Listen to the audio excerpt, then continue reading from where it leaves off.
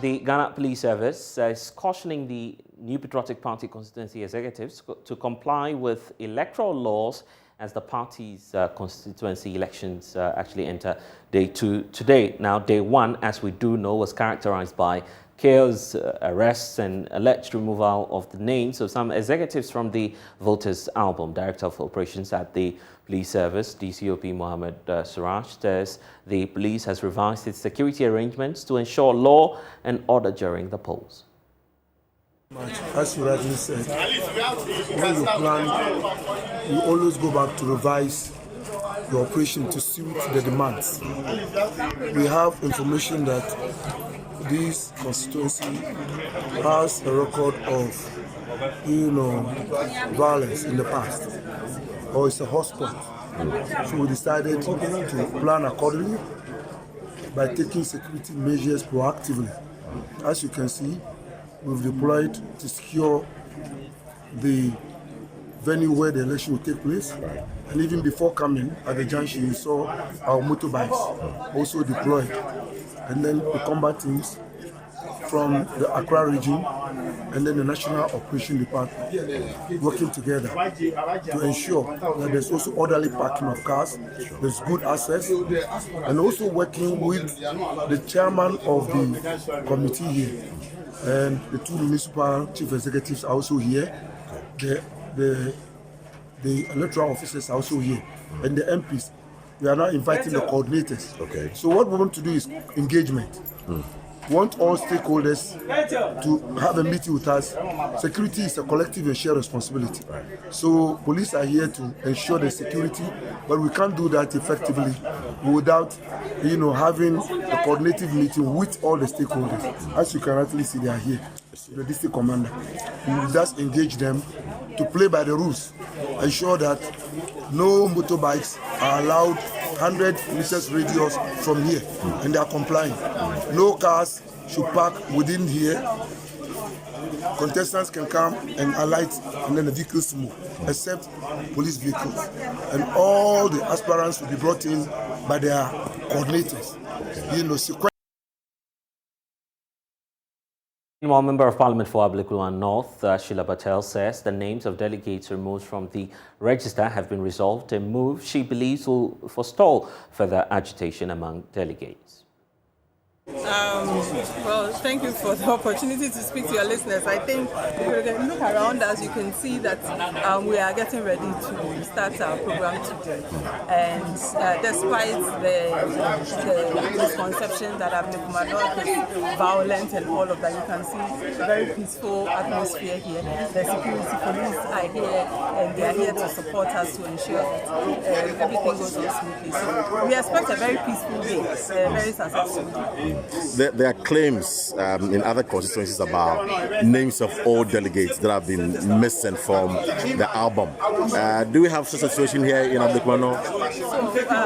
The elections committee, after the presentation of the final album to the region, has already displayed the album to aspirants and constituency executives. So any outstanding issues have already been discussed, and we know what to expect as far as those few album issues are concerned, so that we will not disenfranchise anyone. So that has been resolved or is being addressed? That one is being addressed. It's being addressed. Yes. So there wouldn't be any because there were 1 or 2 issues that came up after the album had been presented. Okay. But knowing that these are people who are supposed to be in there, but for one reason or the other are missing, we have already discussed it with the elections committee. We have agreed to ensure that those people are so that it will be resolved later with the national. Let's go on the grounds now and speak to my colleague Kwesi Parker Wilson, who's been monitoring events for us. Parker, what's the situation right now? Blessed. The situation here is quite calm, very, very peaceful, I must say. The process has seen the executives cooperating with officials of the Electoral Commission and the Ghana Police Service as well. There is heavy security presence, over 15 police officers deployed to the Mother and Child Community School at Ayawaso North Constituency. precisely Mamobi. Now, the regional commander, DCOP Idi Lansa Seido, has been doing his own touring of the constituency election. And when he got here just a while ago, I had a conversation with him, and he's been talking to me about his own assessment of the situation.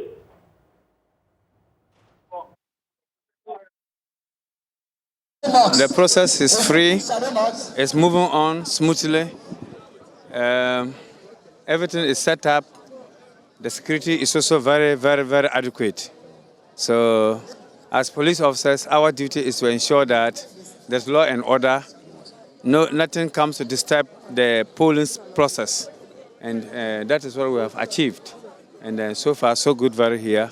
With my team, we have also been to Abdulkumanov, and that place too, everything is going on smoothly. Yes, we are leaving no stone unturned in the act of what? Providing security for the elections. And sure that everything will be peaceful at the end of the day. Right. Yeah. Yesterday, I've heard some critics say that the police did not pick up enough intelligence at Okankwe South constituency, where there was riots. You could see delegates in a fisticuff with some of your personnel. Was that the case, sir? It's not the case. It's not the case because even as early as 8 or 7:30 thereabout, our officers were already on the ground. They came to meet the gate locked, but they did not know who locked it. They started engaging people peacefully to let go, open the place so that the voting can take place. But later on, it became like a kind of scuffle. But we stood our grounds. We stood our grounds. We are absolutely neutral. Our duty is to provide security. So if you come to counter us, we will know where to place you. Thanks be to God. Those who are there are laughing at the wrong side of their mouths. And what's their status now, sir? I know four persons were arrested. Yeah. But what's their status now? They are in my hotels across the city. They are in your hotels across the city? Yes, cooling off, enjoying themselves in the hotels. And when are they being processed for courts on these issues? Well, we'll get to that. We'll get to that. When we are going to court, we'll let you know. But finally, with your team, how many flashpoints have you identified? Because we know tomorrow and Sunday, quite a number of constituencies will be having their own constituency elections.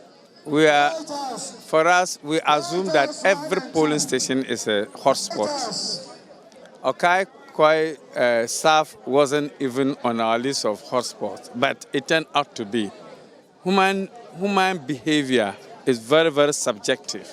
It can change from cool to hot, and we are ever ready for that.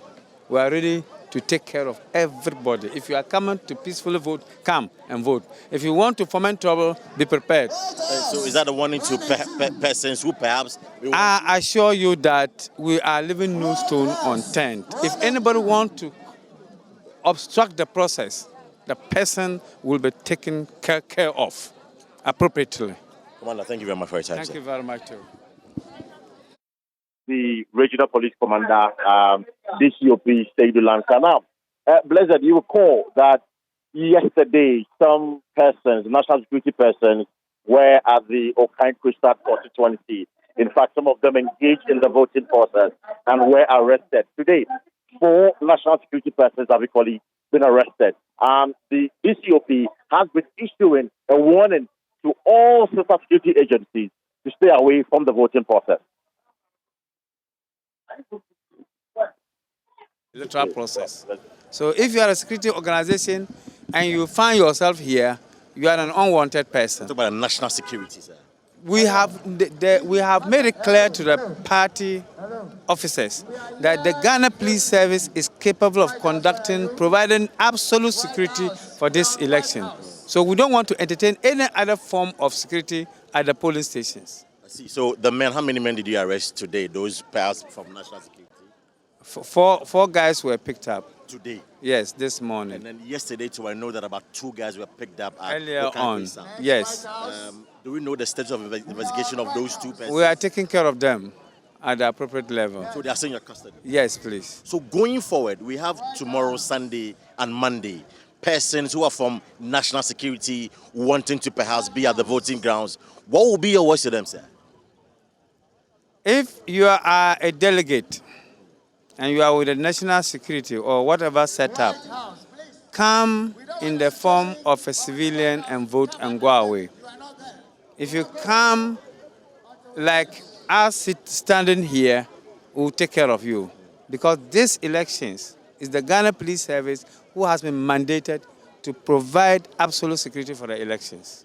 And we're not going to entertain counter security on the ground. Because yesterday it was in the news. I mean, I captured a man in that uniform taking part of the voting process. So nobody should do that going forward.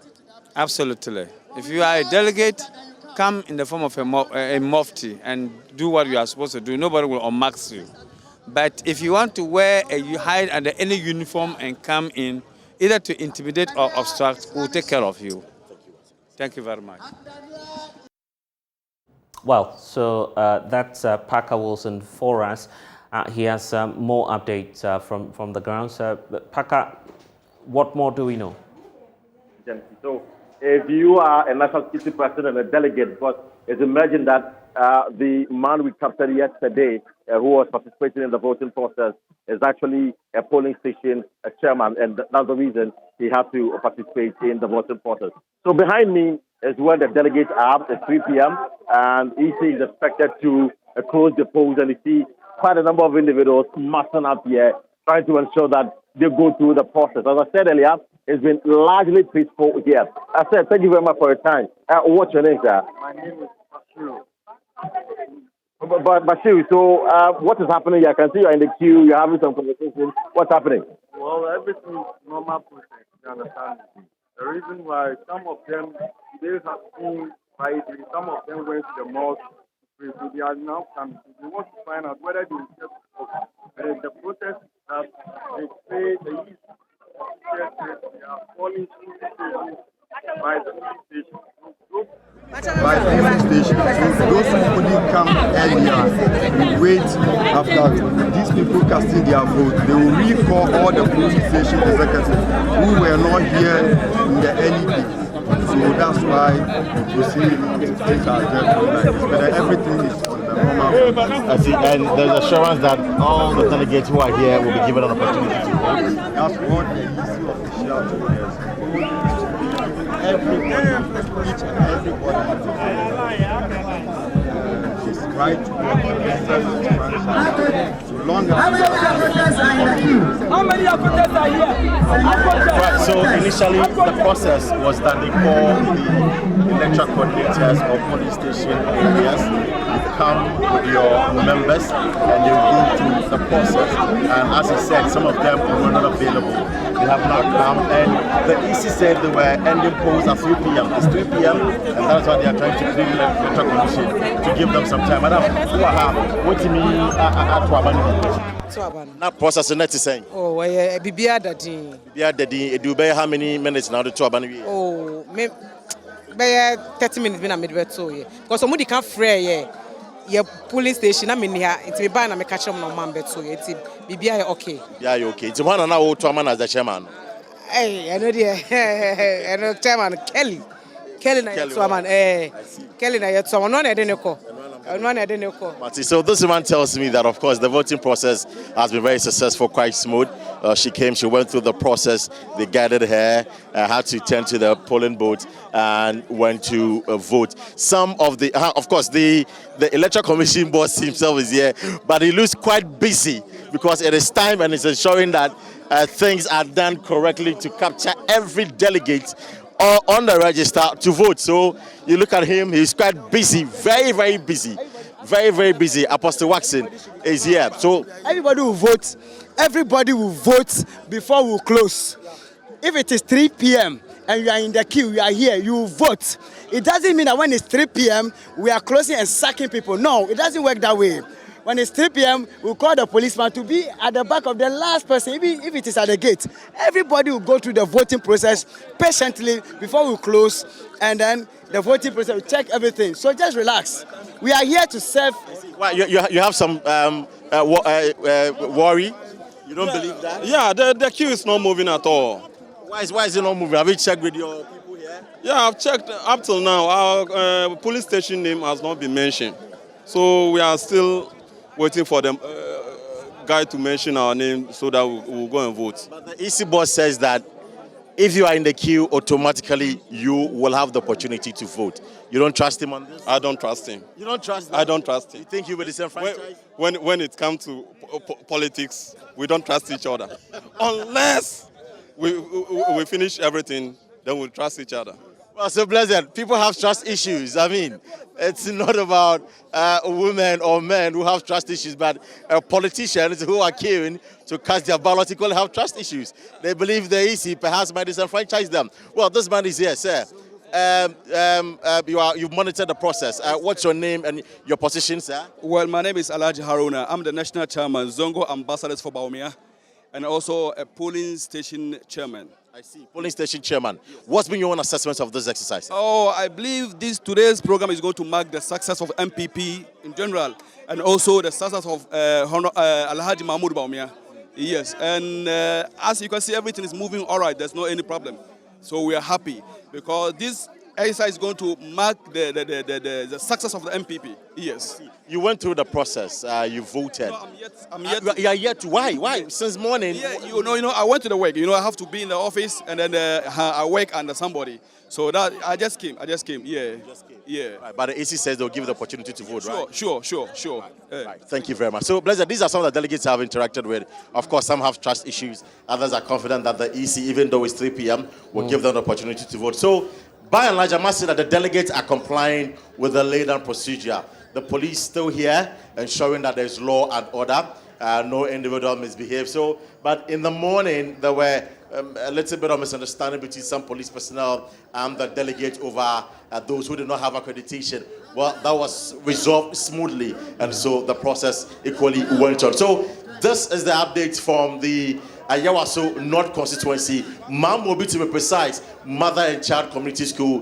This is where we are at the moment. Okay then, Parker Wilson giving us the latest, but we understand all is not well within the Dom Kobinya constituency. There are more concerns emerging from the MP's camp. In fact, those who support the Member of Parliament, Adjoa Safo, are threatening to boycott the exercise in the area. Joining us now is Nana Dubin Kwapong, who's the aide to Member of Parliament for the area. Thank you, sir, for your time here on the poll. So we understand that some members within the Dom Kobinya constituency are raising concerns about attacks, stigmatization against members and persons who support the MP for the area, Sarah Jasafo. Why are you making these claims?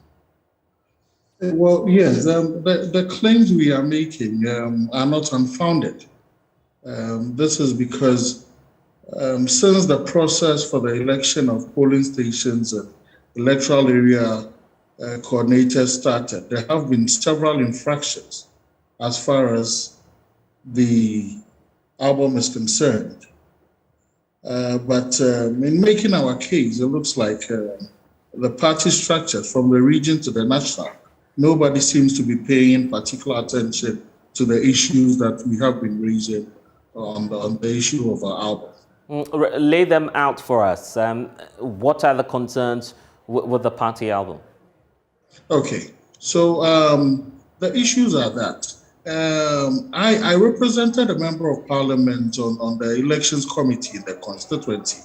After collating all the entries, all the applications that came for the polling stations, we realized that out of the 356 polling stations, there were going to be contests in about 320 of them.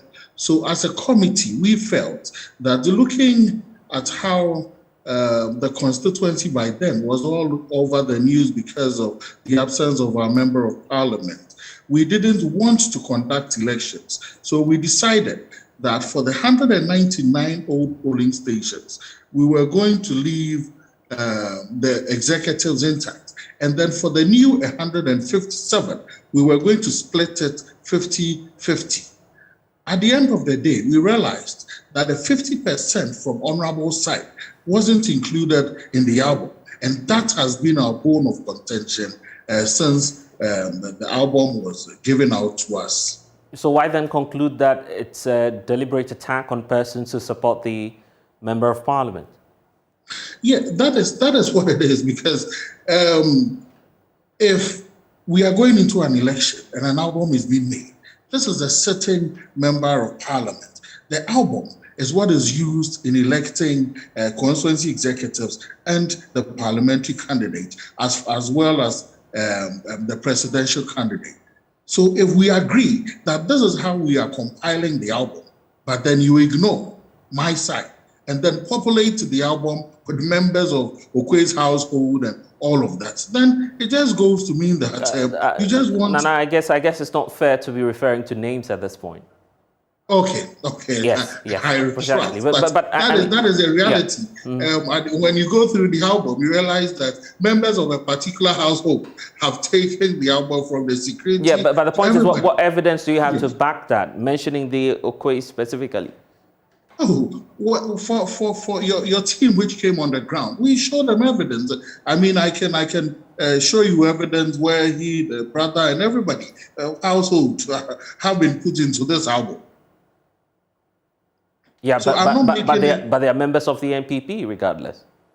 Well, yes. Well, for that, I will admit that they are members of the NPP. Similarly, these people we are talking about are members of the NPP who have worked on the ground. They are the grassroots people. They are the people who do the legwork for the party to win the elections. So with the way they are being treated, I don't see why you have to kick them out and then go and bring members of the household who do virtually nothing, save for the name that, they have in the party. It's not fair. You go to the extent of threatening to boycott the elections within the Dominic constituency. Why so? It's not a threat. We have actually sent an official communication to the region and to the national party that we have withdrawn from the election. Because in making our case, the region, we've been there the entire week. Nobody is ready to listen because anybody who goes to the regional chairman comes back and then it's like, well, there seems to be nothing they can do. At the national, nobody is willing and ready to listen to you because from all intents and purposes, some people at the national office too are, also involved in whatever is going on in the constituency. The agenda, as it is just to be able to take the honorable member of parliament out because she was unable to come around and support government in parliament. No, I mean, you've been making speculations all throughout this interview. You're not able to necessarily pinpoint a fact, some basis to prove that indeed this is all an agenda against Ajosafo. Okay. You're saying it is an allegation. But it remains an allegation until you prove to us, until you give us that evidence. I'm saying, I mean, everybody would arrive at that conclusion because I represented the member of parliament on the committee. I know the work we did on the committee. So their side, they brought their bit. Our side also brought our list. How come that their side, they, found their names in the album, but the side that was brought from the member of parliament is not in the album? Help me with this. How would you respond to this? How about this? Let's flip the sides. The point is, the concern is, if the member of parliament herself, Sarah Ajosafo, were to be present, all of this would have been avoided. So where is Sarah Ajosafo? We can't see her. She's not around, not even when her own political party is doing a party reorganization exercise. Is that not telling of the quality of leadership she's providing in the area? This is not the first time Honorable Sarah Ajosafo is going to Parliament, but it is the first time that for quite a while, some months, she hasn't been present in the country, in Parliament, and in the constituency. It means that something, Jermaine, is keeping her away. So it is not intentional. She is not cool enough because she is, abdicating from the responsibility that she's been given as member of parliament. Yes, if she was around, probably all this wouldn't have happened. But then, is it also fair that because she is not around, her supporters should bear the brunt of her absence? This is politics. You are a politician, so you should be answering the questions. It's as though your camp is giving away the game. That's what you're doing to your opponents, because the seat primarily does not belong to Sarah Joseph. There are other interested parties. You've mentioned some names, for instance. These are all persons who are interested in the seat. Yes, they may be interested in the seat. They have been interested in the seat. But then as a party, there are processes that lead to the election of someone to represent the party in parliament. So we ensure that it is the party's duty and responsibility to ensure that there is fairness in the process leading up to that. But from the word go, it looks like they are just trying to skew the process towards a certain direction. What's your fear? Are you scared that your member of parliament, your boss, someone you work with closely, would lose her seat? Are you scared that Sarah Joseph may not be in parliament in 2024? The fear is not for Honorable Sarah Joseph. The fear is for the party and the constituency. Because, you see, there may be some people who might be downplaying the influence of Honorable in the constituency. But let me dare say that this is a member of parliament who, because she was pregnant in December of 2020, couldn't do effective campaign in the constituency, but yet was able to garner 78,000 votes for the NPP. You don't joke with such a candidate. When you look at the results of the primaries in the constituency, you will realize that the constituency, the party in the constituency is divided in the middle between her and then your queen. So what are you threatening? You're basically telling us that Sarah Joseph may go independent. No, we haven't said so. You're talking about the numbers here. You're talking about the numbers here. I am talking about the numbers to aver the minds of the party leadership that the path they have taken could affect the party come 2024. Not because maybe Honorable is going independent or maybe because we have withdrawn from the contest. But if they do not, manage the situation with some tact, it can affect the fortunes of the party in 2024, especially when we are singing and hoping to break the 8 in 2024. That is the point we are making, and that is the fear. And not because of Honorable. If these unfair practices continue, what's the worst we could see from Sarah Joseph? Well, she hasn't given or indicated anything, but she is not happy with what has been done as far as the album is concerned. She's not happy you've spoken to her? She's not happy at all? She's not. Obviously, she's not. That just this one time that she has to be away.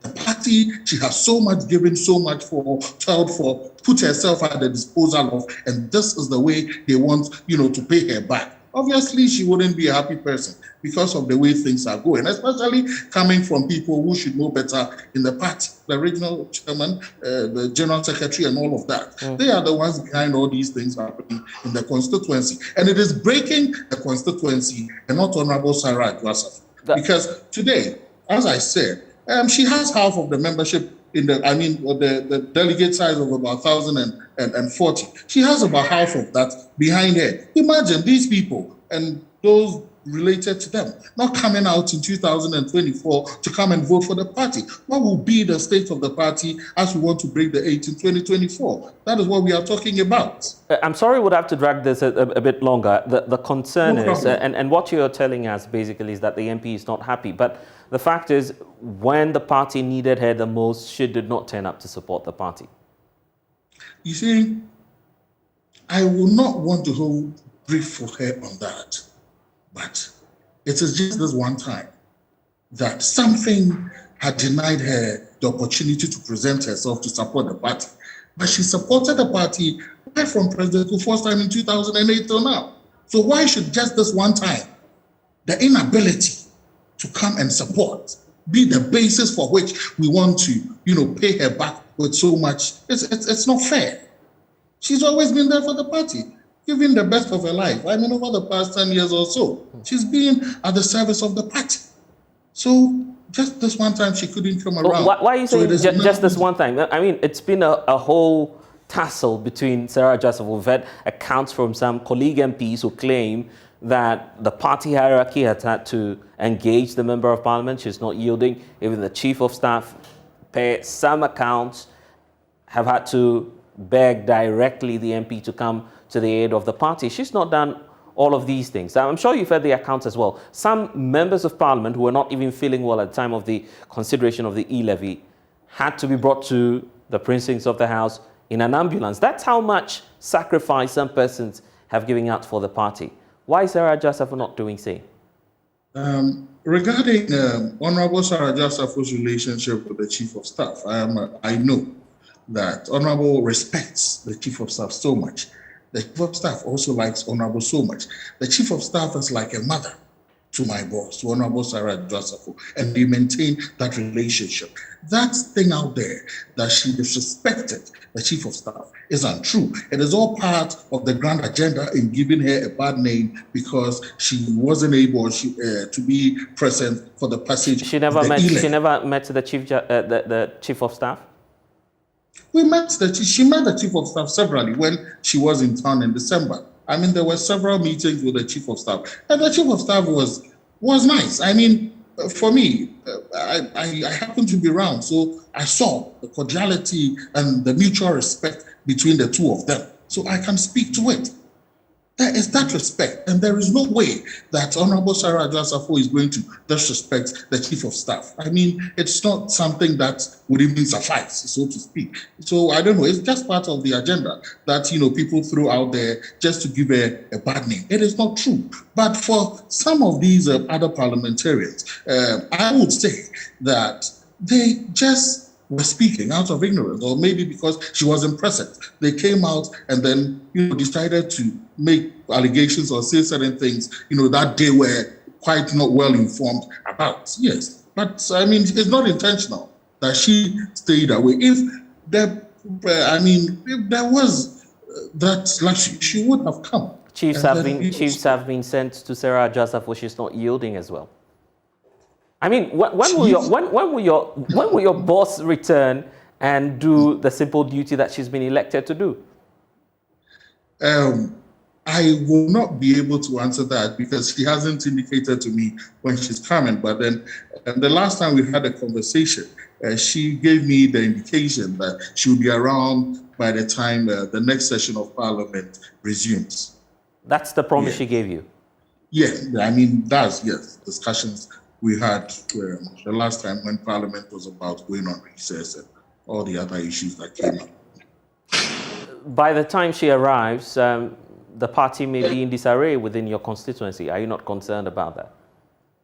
Well, you see, if the party is in disarray, I wouldn't want to put the blame at the feet of the Member of Parliament. I would put the blame at the feet of the party leadership who have failed to ensure that the right things are done in the constituency, regardless of the fact that she is not around.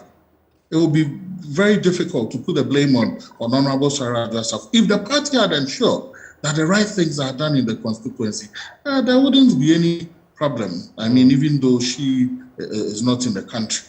All right, then. We'll have to leave it here, and I'm grateful that you've been able to spend some time with us here on The Pulse on the Joy News channel.